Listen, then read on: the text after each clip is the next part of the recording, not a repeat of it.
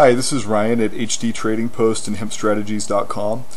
We had a question on Facebook a couple weeks ago about our soaps. We donated some soaps from 2010. Just recently in 2012 we donated these soaps to some Sensible Washington volunteers. We donated them, we just had overstock, and we had some mistakes on our labels. This one doesn't have it. But some of them did have it, where it says fragrance on here. Anyway, and so the question was, why does some of your soaps say fragrance on them? Do you use fragrance? And I said no, not necessarily. We use essential oils, and I was pointing out, the essential oils that we use, for example, like tea tree and such. And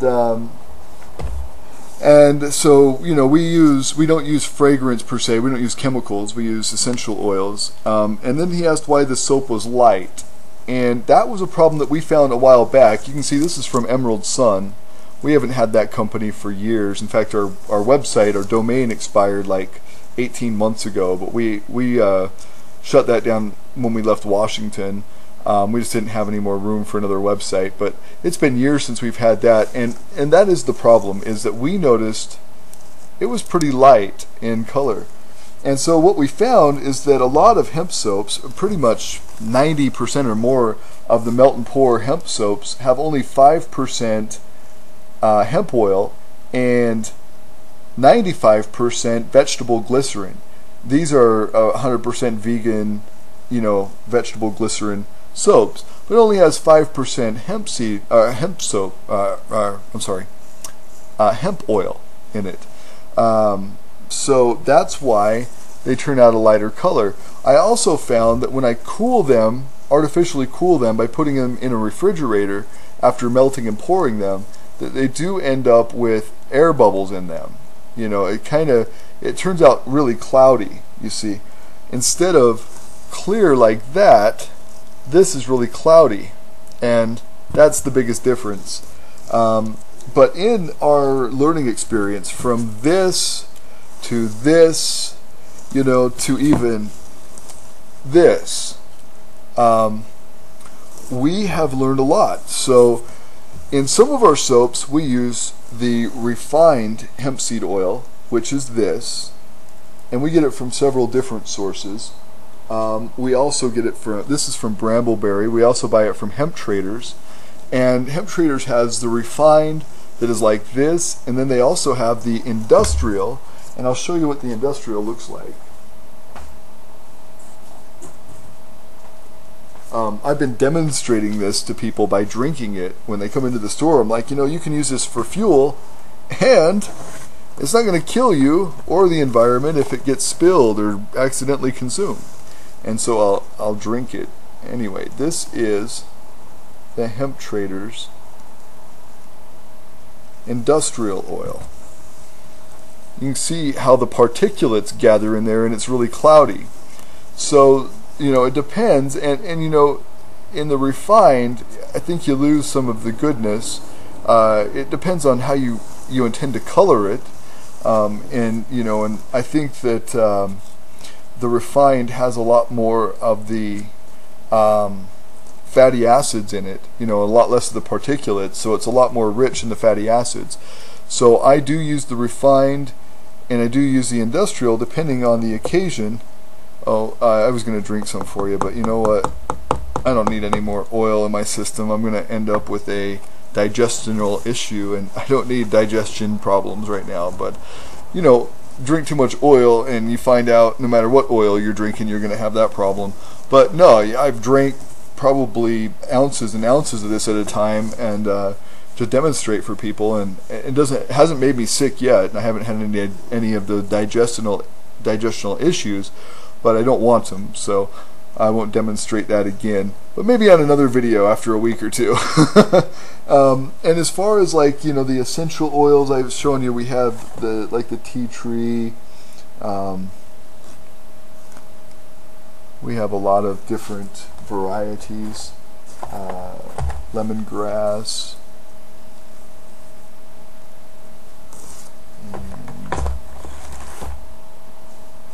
spearmint, peppermint. Well, you can see we got a whole bunch. And then we've got you know, these hot apple pie is one of them. We have a bunch of tea tree.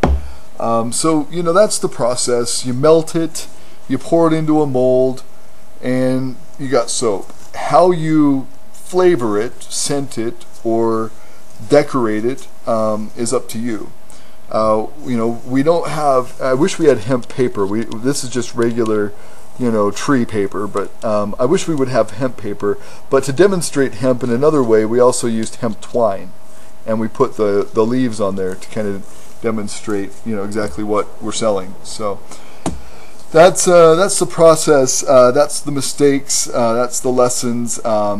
I don't know if I mentioned all of the lessons, but I wanted to say, as far as the coloration of the whiting, or you know, the suspended animated bubbles that you find that lightens the color, don't artificially cool it. Let it cool at room temperature.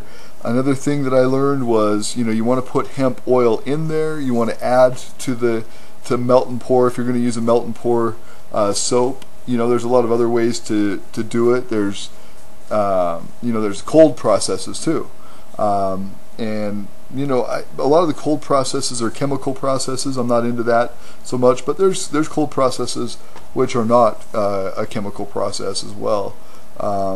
So you know, and I just stick with melt and pour.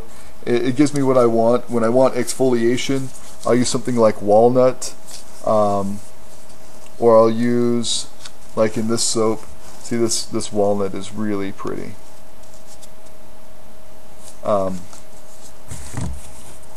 Like in the old school soaps that I used to do when we first started, I used strawberry seeds for exfoliation, and you know, they did pretty good, but I've learned to go heavier on the seeds, and I've learned that you can use hemp seed. My wife is going to be making these today. We've got this bulk hemp seed that we will be grinding down and using the entire seed, even the meat, in the soaps, and making an exfoliation out of the shells, and you know, giving more rich fatty acids to the soap from the meat of the seeds. So that's our next one today that Kimmy came up with. And yeah, we're just loving hemp. We love to promote it, and we love to see more people getting involved with it and promoting this with their friends and family. You know, not necessarily have to buy from us, but buy hemp. You know, let the government know there's a demand for it. You know, the only way we're going to fix this is by letting the free market work, showing the government that we're importing a lot of this hemp, and you know, the farmers and the unions and the people that, you know, that affect politics are going to notice that all this money is going out to Canada and Australia and China for hemp, when we could be growing it here and exporting it to those countries instead. But right now we're importing it, and I think that's going to say a lot. So we want to see more and more people using hemp, buying hemp. You know, when we go to trade shows like we're going to be doing soon, tomorrow, tomorrow's one of them, but we have hemp pants. You can see over here our hemp section. I don't know if you can see that sign there in yellow. It says hemp, and all that stuff there is hemp. We have hemp shirts, hemp wallets, hemp soaps. Some of it we make here. Hemp jewelry that my kids make. All kinds of hemp, and we like to promote it in our store. We like to promote it at trade shows. You know, do a lot with hemp. But I wanted to answer those questions that I got on Facebook. Why does your soap say fragrance? It did. It doesn't now, because it's not fragrance, it's not synthetic, it's essential oil. And why was your soap looking like this? And that's because it needed more hemp. So, and he says that Brambleberry doesn't sell true hemp oil because it's not the right color. I'm sorry, that looks like the right color to me. And that's Brambleberry. That's one of our sources. We also go through another source in Kentucky and another source in Georgia, and I don't know their names right offhand, but all of it looks legit to me. It tastes like hemp, smells like hemp, feels like hemp. It's hemp. So, but yeah, Hemp for victory, baby. Let's get this going. Check us out at hempstrategies.com and www.hdtradingpost.com. Peace out.